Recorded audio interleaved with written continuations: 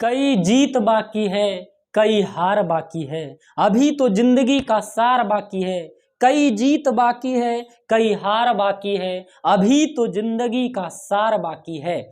यहाँ से चले हैं नई मंजिल के लिए, अभी तो यहाँ से चले हैं नई मंजिल के लिए। यह तो एक पन्ना था, अभी तो पूरी किताब बाकी है। यह तो एक पन्ना था, अभी तो पूरी किताब बाकी है। नमस्कार साथियों, मैं कृष्णा स्वागत करता हूं अपने YouTube चैनल उज्जवल कॉन्सेप्ट पर।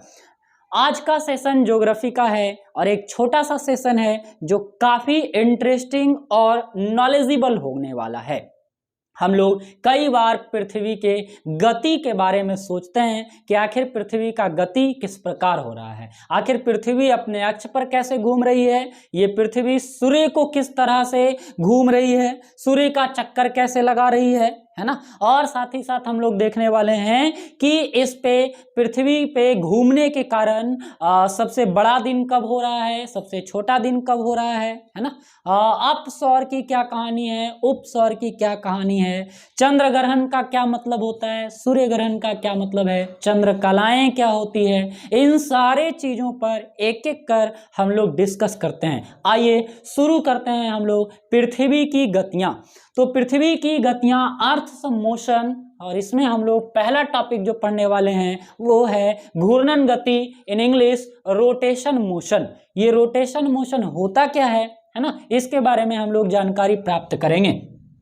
तो ये घूर्णन गति कहने का क्या मतलब होता है? घूर्णन गति कहने का मतलब होता है कि पृथ्वी अपने अक्ष पर जिस हिसाब से गति कर रही है ना, जिस तरह से गति कर रही है वो क्या कहलाती है? घूर्णन गति कहलाती है।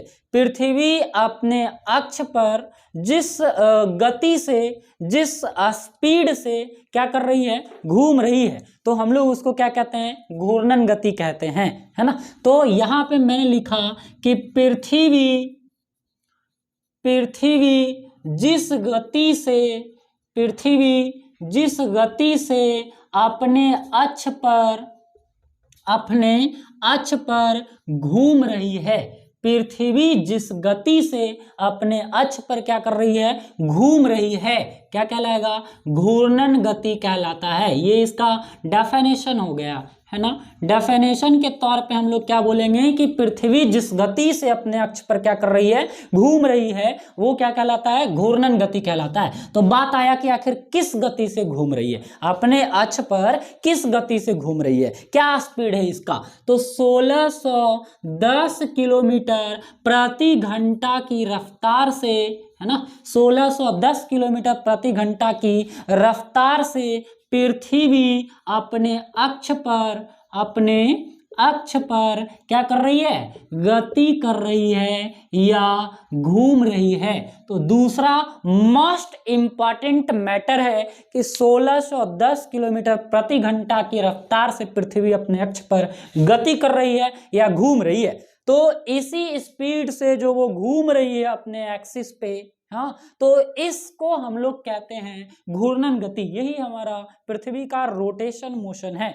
रोटेशन मोशन कहने का मतलब है कि अगर हम एक बल्ब यहाँ पे एक बॉल लेते हैं और ये बॉल को जैसे देखिए इस तरह से घुमा रहे हैं, तो इस तरह से जो घुमा रहे हैं ना, तो बॉल को इस तरह से घूमने की क्रिया को ही हम लोग क्या कह सकते हैं? घूर्णन गति कह सकते हैं। और आप थोड़ा गौर कीजिए इसकी स्पीड पर कि 1610 किलोमीटर प्रति घंटा के रफ्तार से ये क्या कर रही है? घूम रही है ना। काफी स्पीड में घूम रही है और फिर भी हम लोग इसका एहसास नहीं कर पा रहे हैं, अनुभव नहीं कर पा रहे हैं। तो इससे हमें पता चलता है कि पृथ्वी की साइज क्या है, पृथ्वी कितनी बड़ी है, और उस पृथ्वी के सापेक्ष हमारा क्या वैल्यू है ना। हमारा वैल्यू उसके सामने एकदम जीरो है, कुछ है ही नहीं, अस्तित्व ही नहीं है, हाँ। यानी कि पृथ्वी के सापेक्ष हम लोग कुछ भी नहीं है, जिसके वजह से हम लोग इसकी स्पीड को, इसके गति को महसूस नहीं कर पा रहे हैं। आप गौर कर लीजिए, देख लीजिए कि 1610 किलोमीटर प्रति घंटा की रफ्तार से अगर घूम रही तो कितनी स्पीड है। हाँ, वायुयान की स्पीड से भी ज्यादा है ये। तीसरी पॉइंट हम लोग देखते हैं, ये अपने अक्ष के साथ जो है ना, अपने अक्ष के साथ, पृथ्वी अपने अक्ष के साथ 66.5 डिग्री का कोण बनाती है। आपको ध्यान रखना होगा कि पृथ्वी अपने अक्ष के साथ 66.5 डिग्री का कोण बनाती है ना। ये तीसरी पॉइंट थी। और चौथा पॉइंट है इसका कि ये जो है पृथ्वी जिस अक्ष के साथ ये कितने डिग्री का कोण बना रही है, 66.5 डिग्री का कोण बना रही है। इसी के वजह से 66.5 डिग्री का जो एंगल बना रही है, इसके कारण ही पृथ्वी पर दिन और रात की अवधि पूर्ण होती है। दिन और रात की अवधि पूर्ण होती है, यानी दिन और रात के जैसा घटना घटती है। किसके वजह से भाई? घूर्णन गति के कारण ही, है ना। और साथ ही साथ 66.5 डिग्री का जो कोण बना रही है अपने अक्ष पर ऑरिजिन के साथ, है ना। ऑरिजिन बीच पॉइंट पर ऑरिजिन जो है वहां से जो इसका अक्ष है और उससे जो ये कोण बना रही है वो 66.5 डिग्री का बना रही है, जिसके वजह से दिन और रात की अवधि क्या होता है? पूर्ण हो रहा है ना। तो दिन और रात की अवधि कंटिन्यू हो रहा है, जिसके वजह से हम लोग इसको कहते हैं दैनिक गति कहते हैं। क्या कहते हैं इसको? दैनिक गति कहते हैं। मतलब प्रतिदिन जो है ये काम हो रहा है, जिसकी वजह से इसको हम लोग क्या कहते हैं? दैनिक गति कहते हैं। अब हम आपको इसका टाइम पीरियड बता रहे हैं कि कितने समय में जो है एक अपना अक्ष पर एक चक्कर पूरा कर लेती है, एक रोटेशन पूरा कर लेती है। तो 24 घंटे के अंदर जो है, 24 घंटे के अंदर अंदर जो है ये एक परिक्रमण एक अक्ष अपने अक्ष पर एक बार एक चक्कर जो है पूरा कर लेती है। कितने घंटा में? 24 घंटे में पूरा कर लेती है। तो इन 4-5 पॉइंट की मदद से हम लोग घूर्णन गति के बारे में बढ़िया जानकारी रख सकते हैं। आपसे कोई भी घूर्णन गति के बारे में डेफिनेशन पूछता है, आप इनसे दे सकते हैं। डेफिनेशन देने का क्या रूल है? आपको जो इसमें से पॉइंट याद आ रहा है वहीं से डेफिनेशन शुरू होता है। अगर आपको 24 घंटा याद होता है तो यहीं से शुरू कर सकते हैं, हाँ, कि 24 घंटे में पृथ्वी एक बार चक्कर लगा लेती है, जिससे दिन और रात जैसी घटना घटती है और ये अपने अक्ष के साथ 66.5 डिग्री का कोण बनाती है। 1610 किलोमीटर की रफ्तार से अपने अक्ष पर क्या कर रही है? घूम रही है। और यही घूमने की गति जो है इसका घूर्णन गति कहलाता है। हाँ, और डेफिनेशन तो साफ शब्दों में मैंने लिखा है। तो इस तरह से हम लोग दूसरा पॉइंट पर चलते हैं, जिसका नाम है परिक्रमण गति। परिक्रमण गति कहने का मतलब होता है रिवॉल्यूशन। क्या है? रिवॉल्यूशन मोशन है, ये परिक्रमण गति है।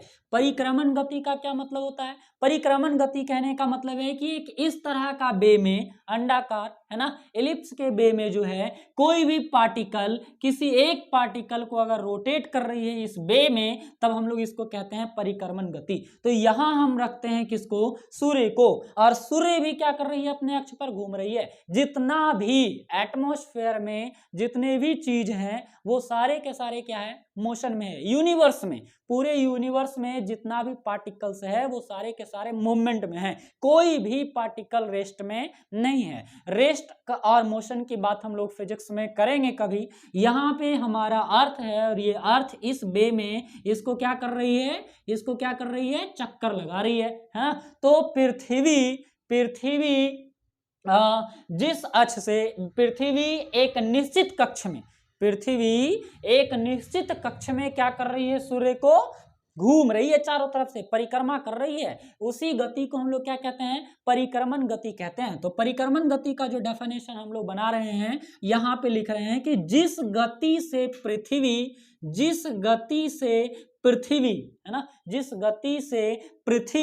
है ना, सूर्य के चारों ओर एक निश्चित कक्ष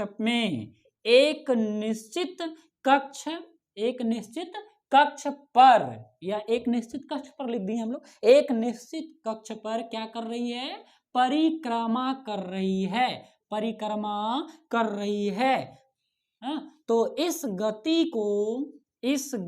को हम लोग कहते हैं परिक्रमण गति कहते हैं। इस गति को परिक्रमण गति कहते हैं। ये फर्स्ट पॉइंट हो गया कि जिस गति से पृथ्वी सूर्य के चारों ओर एक निश्चित कक्ष पर परिक्रमण कर रही है, परिक्रमा करती है, उसको हम लोग क्या कहते हैं? परिक्रमण गति कहते हैं, है ना। अब क्या है कि ये परिक्रमण गति जो निश्चित कक्ष में कर रही है, उस कक्ष का आकार कैसा होता है? तो परिक्रमण करने का जो आकार है, इसका परिक्रमण करने वाली अक्ष का या कक्ष का जो आकार है ना, वो कैसा है? वो अंडाकार है।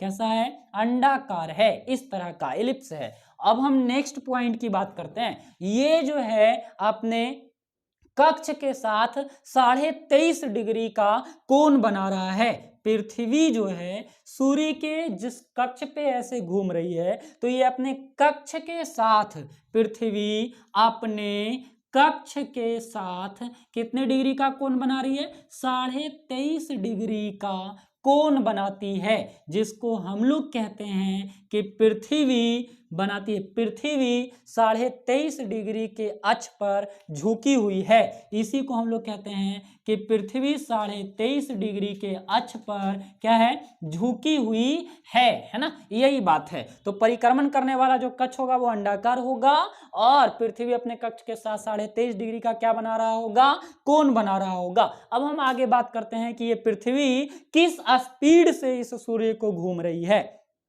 ये बताने वाले हैं। किसका स्पीड बताने वाले हैं हम? कि ये जो पृथ्वी है वो सूर्य को किस स्पीड से घूम रही है। तो ये जो है 1,00,000 है ना, 1,07,160 इकाई दहाई सैकड़ा हजार 10,000 लाख। इतना तो समझदार हैं ही आप लोग, की पता ही कर लीजिएगा। 1,07,160 किलोमीटर प्रति घंटा की रफ्तार से पृथ्वी सूर्य को परिक्रमा कर रही है। बहुत बड़ी बात है ये कि 1,07,160 किलोमीटर प्रति घंटा की रफ्तार से पृथ्वी सूर्य को परिक्रमा कर रही है। अब मैं आपको बता रहा हूं कि इसका टाइम पीरियड क्या है। यहां देखिए, इसका टाइम पीरियड क्या है कि कितना टाइम में ये जो है पृथ्वी सूर्य को एक चक्कर लगा लेती है। हाँ, तो ये जो है हमारा पृथ्वी जो है 365 दिन 6 घंटा 365 दिन 6 घंटा में 365 दिन 6 घंटा में एक चक्कर क्या कर लेती है? पूरा कर लेती है। पृथ्वी सूर्य को एक चक्कर लगाने में 365 दिन 6 घंटा लगाती है। कितना लगाती है? 6 घंटा। अब ये 6 घंटा जो है 365 दिन को तो हम लोग 1 साल कह देते हैं, है ना। यानी कि पृथ्वी जब एक चक्कर लगा लेती है तब पृथ्वी पर 1 साल हो जाता है, नहीं, और 6 घंटा एक्स्ट्रा लग रहा है। तो यही 6 घंटा 4 साल में जब 24 घंटा हो जाता है, तो इसमें ऐड बन करके 365 दिन हो जाता है हर 4 साल के बाद।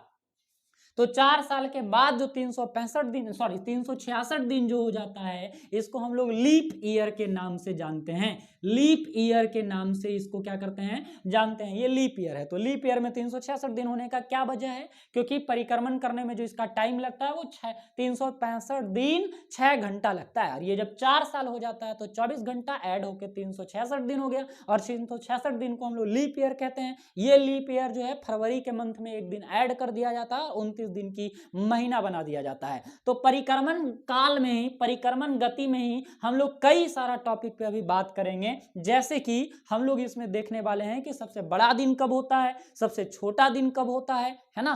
तो इसके लिए हम देख रहे हैं काल में ही, परिक्रमण काल में ही 4 अलग अलग प्रकार का डेट हम आपको दिखा रहे हैं। जैसा कि बोर्ड पर आपको मैंने लिखा है क ख ग घ में, है ना। ये 21 जून काफी महत्वपूर्ण टाइम है, 22 दिसंबर, 21 मार्च और 23 सितंबर, है ना। तो 21 जून को क्या होता है ऐसा भाई? तो 21 जून को होता ये है कि 21 जून को जो हमारा सूर्य है वो, ये देखो, ये हमारा तो पृथ्वी है, और ये कौन सा रेखा हो जाएगा? मैंने बात किया है, आप पार्ट 1 वीडियोस में जाकर देखिएगा। ये हमारा विषुवत रेखा है है ना। और ये जो लाइन है ये क्या है, कर्क रेखा है, और ये क्या हो गया, मकर रेखा हो गया, और ये क्या है हमारा उत्तरी ध्रुवीय रेखा, और ये क्या हो गया, दक्षिणी ध्रुवीय रेखा। नहीं तो 21 जून को क्या होता है, 21 जून को होता क्या है कि सूर्य जो है उत्तरी गोलार्ध में कर्क रेखा पर सीधा पड़ता है ना। 21 जून को सूर्य जो है, सूर्य की किरणें कौन सा रेखा पर, कर्क रेखा पर सीधी पड़ती है। क्या पड़ती है, सीधी पड़ती है, जिसके कारण उत्तरी गोलार्ध में लिख दो, उत्तरी गोलार्ध में तापमान क्या होता है, अधिक होता है। तापमान क्या होगा, अधिक होता है। और कर्क रेखा पर तो ऑब्वियसली सबसे ज्यादा होगा, है ना। और पूरे उत्तरी गोलार्ध में, ये हमारा उत्तरी गोलार्ध है, विषुवत रेखा दो भागों में बांटता है हमारे अर्थ को, उत्तरी गोलार्ध और दक्षिणी गोलार्ध। तो उत्तरी गोलार्ध में पड़ता है कर्क रेखा, तो ये काफी जो है तापमान यहाँ का अधिक होगा। और दक्षिणी गोलार्ध का तापमान क्या हो जाएगा, दक्षिणी गोलार्ध का तापमान इसका जो होने वाला है, तापमान जो इसका होगा वो क्या होगा, कम होता है, बहुत ज्यादा क्या होगा, कम होगा। तो इसका फर्स्ट पॉइंट है कि सूर्य की किरणें कर्क रेखा पर सीधी पड़ती है, जिसके कारण उत्तरी गोलार्ध में तापमान अधिक होता है और दक्षिणी गोलार्ध में तापमान क्या होता है, कम होता है। अब आपको ज्ञान होगा, या कई बार बताया मैंने कि कर्क रेखा जो है भारत के बीचों बीच से होकर गुजरती है और लगभग 8 राज्यों से होकर गुजरती है। कौन कौन सा राज्य में, है ना, आप लोग कमेंट करके बताइएगा। तो ये हमारा कर्क रेखा है, तो कर्क रेखा पर भारत पड़ता है, तो और यहां पर सूर्य की किरणें सीधी है। तो एक पॉइंट बनता है कि भारत में, कहा, भारत में 21 जून को सबसे बड़ा दिन, है ना, सबसे बड़ा दिन होता है, सबसे बड़ा दिन होता है 21 जून को। और छोटी रातें, सबसे छोटी रात होता है। पॉइंट में आपको ढंग से लिखना होगा कि 21 जून को भारत में सबसे बड़ा दिन और सबसे छोटी रातें होती है। और उसका वजह क्या है, आप समझा सकते हैं किसी को। उसका वजह यह है कि सूर्य की किरणें कर्क रेखा पर एकदम से 21 जून को सीधी पड़ती है, यानी कि डिस्टेंस बिटवीन कर्क रेखा टू सूर्य, है ना, सन, इसके बीच का डिस्टेंस कम जाता है, किरणें सीधी पड़ती है, जिसके वजह से यहाँ पर दिन ज्यादा होता है और जो है रातें छोटी हो जाती है। तो सबसे बड़ा दिन भारत में कब होता है, 21 जून को, और सबसे छोटा दिन भी कब, सबसे छोटी रात कब होता है भारत में, 21 जून को ही होता है। वजह बताया हुआ है। 22 दिसंबर को क्या होता है, 22 दिसंबर को सेम चीजें होती है, उल्टा होता है। सूर्य की किरणें जो होती है वो मकर रेखा पर सीधी पड़ने लग जाती है। सूर्य की किरणें मकर रेखा पर क्या पड़ती है, सीधी पड़ती है। अब बताओ, जब मकर रेखा पर सीधी पड़ेगी तो दक्षिणी गोलार्ध का जो तापमान होगा बिल्कुल इसके विपरीत है। दक्षिणी गोलार्ध का जो तापमान होगा वो क्या होगा, अधिक होगा, है ना। दक्षिणी गोलार्ध का तापमान क्या होगा, अधिक होगा, तापमान क्या होगा, अधिक होगा। और इस उत्तरी गोलार्ध का जो तापमान होगा, उत्तरी गोलार्ध का तापमान क्या होगा, वो काफी कम होगा। तो इस प्रकार एक नोट याद रखना होगा कि भारत में 22 दिसंबर को सबसे क्या होगी, भारत में 22 दिसंबर को सबसे बड़ी रात होगी, सबसे बड़ी रात होगी और सबसे छोटी दिन होगी। तो सबसे छोटा दिन भारत में क्या होता है, सबसे छोटा दिन भारत में 22 दिसंबर को, और 22 दिसंबर को ही सबसे बड़ी रात भी होगी, 22 दिसंबर को होगा। और यहाँ पे दक्षिणी गोलार्ध का तापमान क्या होगा, वो बहुत ज्यादा होगा, और उत्तरी गोलार्ध का तापमान क्या होगा, बहुत कम होगा। इसी वजह से भारत में इस तरह की घटना घटती है ना। मिलते हैं आपसे नेक्स्ट वीडियो में और नई सारी पॉइंट को लेकर, तब तक के लिए धन्यवाद।